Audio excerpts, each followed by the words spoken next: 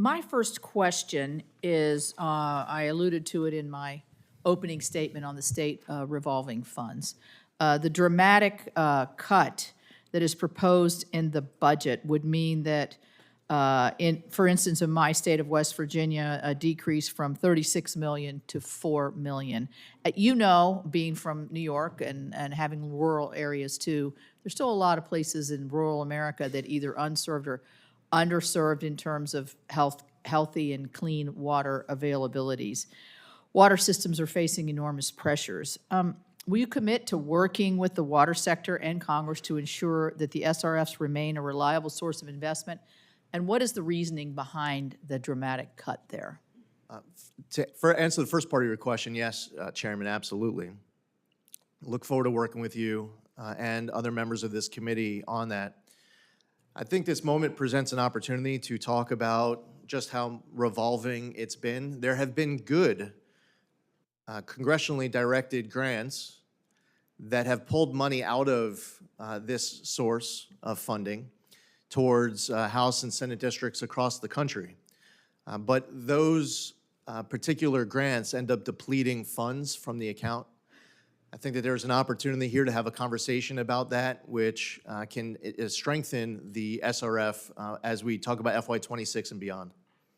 Well, I would say as an appropriator myself and somebody who's done congressional direct expended into that account, I understand the pushback that states have when they don't want a specific project that then is counted against their revolving fund, but it still doesn't answer how are we going to, you know, even if we have the dramatic cut that's been proposed, not only will there be no money for this congressional directed spend, there's not going to be enough money to sustain these projects into the future. So I hope we can work together on that one. I am concerned about it. Let me ask you about the new chemical approval process, because this has been, we've had hearings in the committee over the past 4 years about the inertia of the agency to be able to license new chemicals.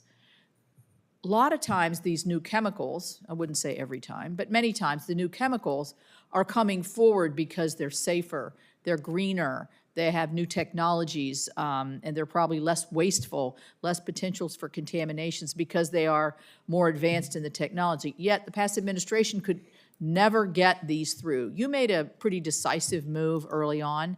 Could you talk about that and what you think the results are going to be in terms of reviewing these new chemicals and making sure we get those cleaner, safer chemicals on the market and the old ones off the market?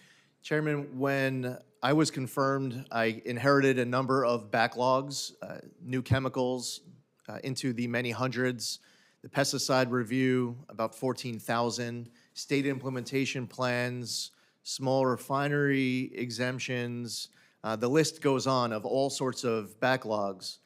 As it relates to new chemicals, the feedback that I got from the career staff in the Office of Chemicals is that they would be able to reduce the backlog if they had two things. One, they were able to bring more scientists into their office to boost the amount of bandwidth that they have, which we have done. That's part of our reorg announcement from a couple weeks ago. And secondly, to bring their technology up to date, because it was very outdated. Systems would crash and they would be locked out for days at a time. So we've been pursuing both.